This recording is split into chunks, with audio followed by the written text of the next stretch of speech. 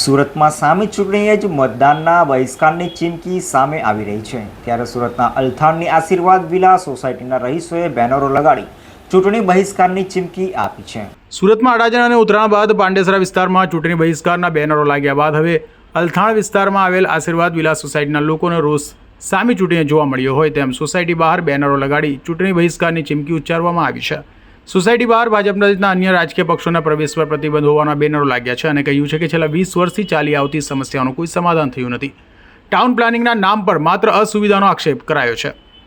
મુખ્ય રોડ પર બાજુની પ્રોપર્ટીમાં એલોટ કર્યાના આક્ષેપો સાથે ગાર્ડન અને રિઝર્વેશનની જગ્યા છીનવી હોવાના પણ તંત્ર સામે આરોપ લગાવાયા હતા। શાસકોને અનેક વખત રજૂઆત કરી હોવા છતાં સમસ્યાનું કોઈ સમાધાન નહીં થતાં ચૂંટણી બહિષ્કારની ચીમકી ઉચ્ચારી હતી। તો ખુદ ભાજપ કાર્યકરે ચૂંટણી બહિષ્કારની ચીમકી આપતા કહ્યું હતું કે અમને લોકશાહી પરથી ભરોસો અને વિશ્વાસ ઉઠી ગયો છે।